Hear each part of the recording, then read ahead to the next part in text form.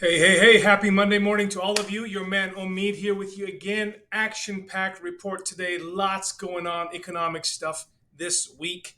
And I've also got a really great surprise towards the end for you. If you are a buyer, if you're a realtor, you're going to want to stick around and see the slides that I'm going to give you at towards the end of this thing. So let's jump right into it. So I've been sharing with you that this line is very important. And since the Federal Reserve's announcement of lowering the Fed funds rate, market has acted adversely towards this news. Lots of other things that have happened. I won't bore you with all that. We've covered that in the previous videos. But as I expected, we did get some profit taken off the table and have lost some ground.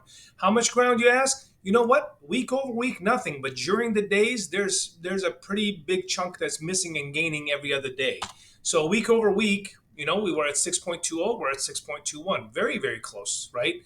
So the market's managed to shed its fears a little bit and stabilize. This is why it's so important. You got to line yourself up with somebody who understands the market, that can give you proper advice about your specific loan and give you the options whether to lock or to float. As always, the choice is yours, okay? Okay, so what's going on this week, you ask? Good question. The JOLTS and the ISM manufacturing report comes out. JOLTS measures job opening and labor turnover. ISM manufacturing covers goods that are being manufactured here stateside. ADP jobs report, very important. Last week it came in at 99,000. We're thinking 120,000 this week. That'll be interesting to tell on Wednesday. And that'll be a precursor to what's happening to the the BLS jobs report that's going to come out on Friday to show exactly what it is. And really, besides the inflationary news from China from last week, besides the shipping port strike that's about to happen at 12:01 today, those things are important, and those things are certainly inflationary as they unfold. But really, seeing the health of the jobs report matters more than anything else. Okay, so we'll have to wait and see what happens. So if you find this stuff useful, do me a favor, like and subscribe our YouTube channel, and then jump on Instagram and go and find me under Omid S.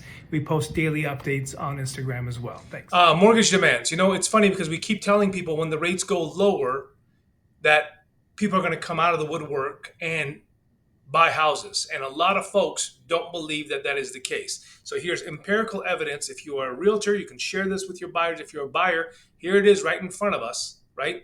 And so this is directly from the Freddie Mac and Mortgage Bankers Association, where we can see a complete increase in mortgage application, followed up by a couple of weeks of lower interest rates. So beware that as interest rates continue to fall, more folks are going to come into the market, and that demand is going to increase the purchase prices of the home.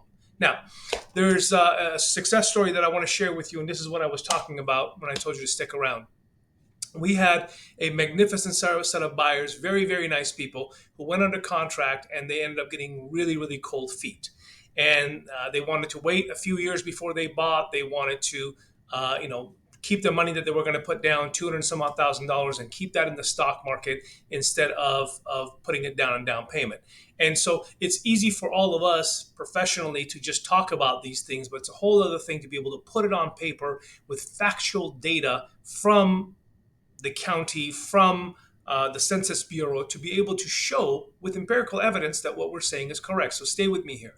And if you guys need me to run these numbers for you, whether you're a buyer or a realtor, I'm happy to help you. But look what happens. Waiting 2 years to buy. This is one of the ideas that they had. Hey, we're not going to buy now. We'll wait 2 years to buy so we don't have to buy again. We'll just buy our dream house in one shot. Cool. Good idea. However, the appreciation gains over the next 2 years in that specific zip code is going to be 11.65%. That's historically for the last 63 years. Okay, the cost of refinance through us is about $1,200. I know that seems low. We give out a coupon to everybody who buys a house from us, and we'll refinance them for just a payment of their escrow and title fee. So that's why that's there. But take a look at something here. Appreciation gains in year one. If you bought that house, it would be 1,246, 1,316. At the same time, would that payment go down? Sure, it would. But look what happens. Let's say I booked them in today at 6.125, and in a year's period, they got to 5.125. That payment does go lower, but because of the fact that those housing prices are higher and only based off appreciation, not based on other people bidding on the houses and driving the value up, because we're not even factoring that. Look what the savings is. It's $83 a month. Even if the rate goes down 1 entire %, right?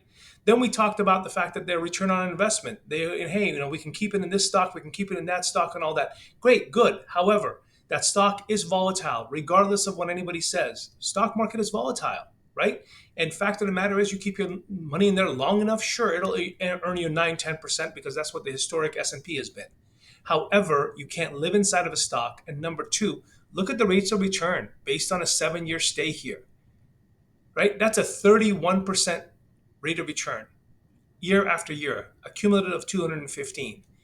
And now look at what happens with the historics, not the forecasted, but the historic appreciation, 233%. Show me one other stock that's going to go up 233% without a whole lot of risk at all, because that's how real estate here in the Pacific Northwest has been, right? So this is the data and the information that I share with my buyers in order to be able to soothe their worries and their anxieties and make them feel right about doing the right thing, which is to be able to purchase a house. Last but not least, what happens if they kept on renting? Well, this is the rent chart, right?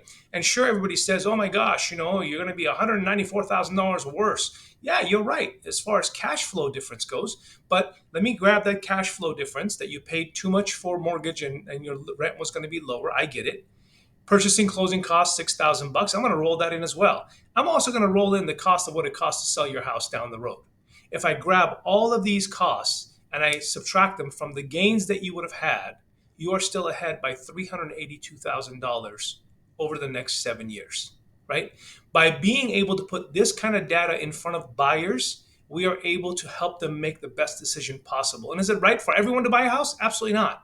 But those that do want and are ready to buy, this type of information and detailed analysis, especially for those of us who live up here with all the folks that are, kind of analytical, critical thinkers that work for tech companies, this speaks volumes. So if you need some of this stuff, reach out to me. I'm happy to help you. Last thing, we are announcing that our increases in the Fannie Mae conventional loan limits, 802,650 now. This is going to be popping up here at the beginning of the year, and we're going to start doing this moving forward here soon.